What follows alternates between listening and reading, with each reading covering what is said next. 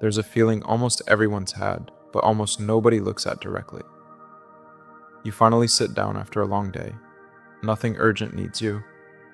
Phone's out of your hand, room's quiet, and for a second, peace actually seems possible. Then some thought surfaces out of nowhere. An unfinished conversation, a dream you dropped, a decision you keep telling yourself you'll get to someday. Your chest gets heavier. Nothing around you has actually changed. Why does your mind pick that exact moment? Here's the answer I keep coming back to. Your brain runs a kind of tab. Every choice you avoid adds a line to a debt nobody asked you to take on. You can count money, you can count time. This kind of debt just accumulates in the background. Unfinished conversations, shelved ambitions, broken promises, all the versions of yourself you meant to become and didn't. None of it disappears. It moves underground and keeps taking up space. Take a book you never finished, someone you meant to call, a project that felt, at the time, like it might change your life. Years later, those thoughts can resurface with weird clarity. Psychologists have a name for this, the Zeigarnik Effect. We remember unfinished things more sharply than finished ones. Finish something, and the mind closes the file. Leave it open, and it stays live, quietly pulling attention even when you're thinking about something else entirely. But the task itself is rarely the real weight. It's what the task starts to say about you. Every unfinished goal asks the same question quietly. What happened to the person who said this mattered? Skip one workout, and it turns into proof you can't stay consistent. Drop one project, and suddenly you're someone who never finishes anything. The actions are small, the story is not. And most people act less like who they want to be than like who they've already decided they are. That's the mechanism, debt turning into identity. It doesn't happen through some dramatic failure. It happens through small avoided decisions, repeated for years without anyone noticing. Your life ends up shaped less by what happens to you than by the story you keep repeating about yourself. Jung called something like this individuation, becoming more fully who you are, over a lifetime. Every real action narrows the gap a little. Every avoidance widens it. And somewhere under the surface, you feel that gap, whether you name it or not. People assume anxiety is only about fearing the future. Sometimes it's quieter than that. It's the future version of you, watching the present version keep walking in the other direction. Every day hands you small choices that don't look like much on their own. Comfort or effort, delay or action, silence or honesty. None of them feel life-changing in the moment. Then years pass, and you realize your life wasn't built from one big decision.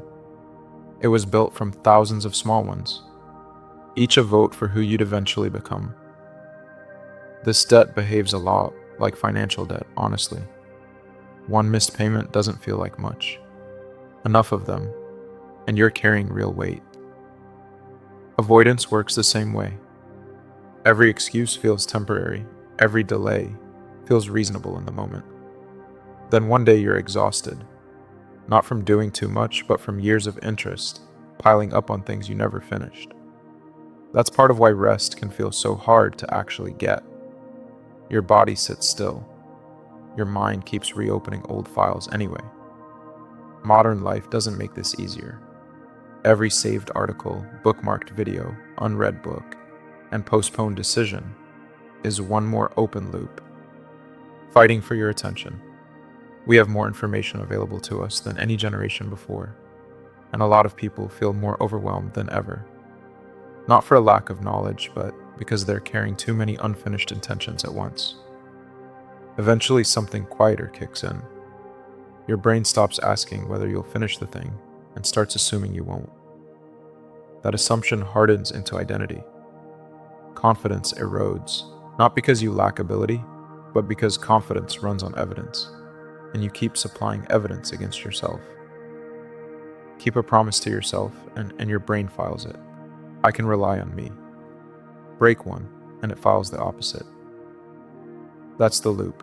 You delay because confidence is shaky, and confidence gets shakier because you keep delaying. Here's the part worth sitting with.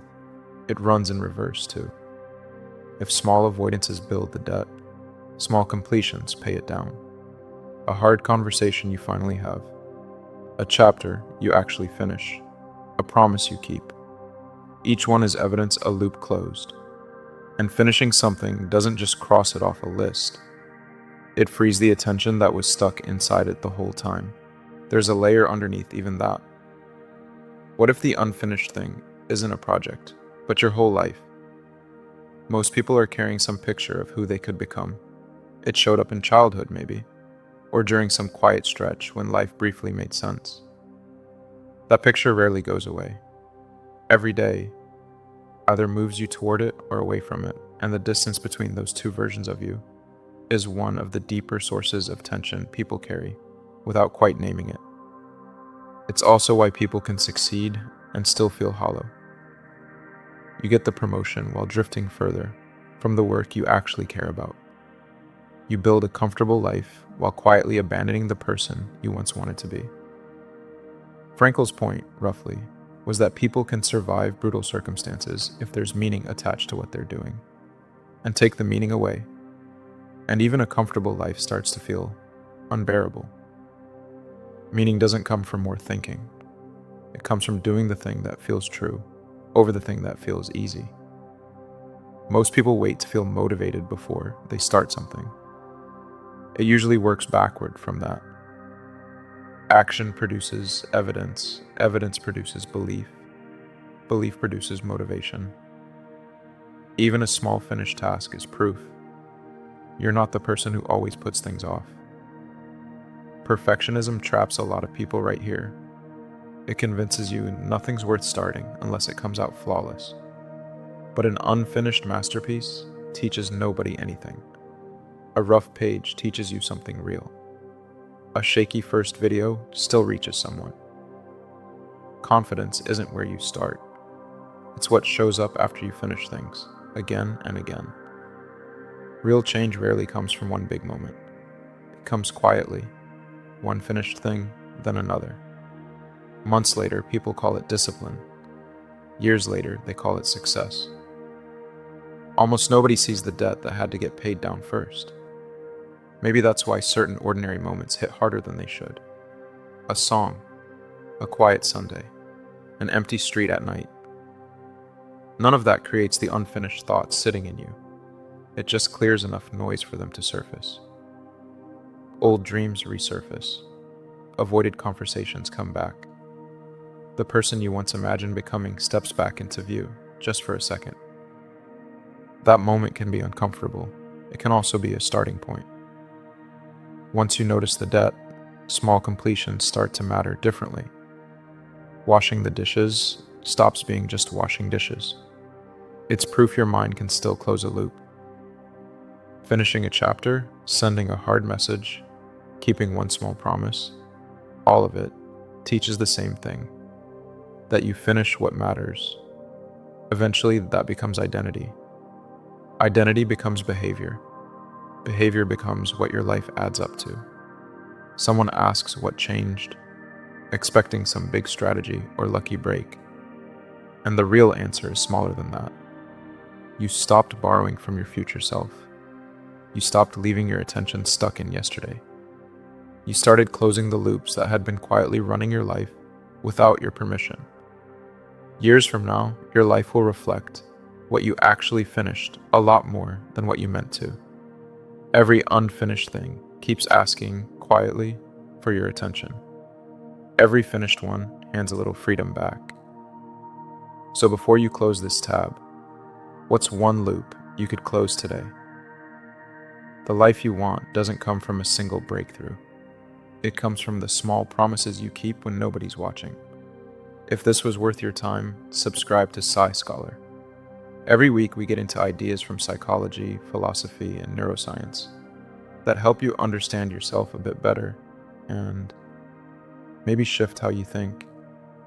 If something into this landed, like it. Send it to someone who needs it, and I'll see you next time.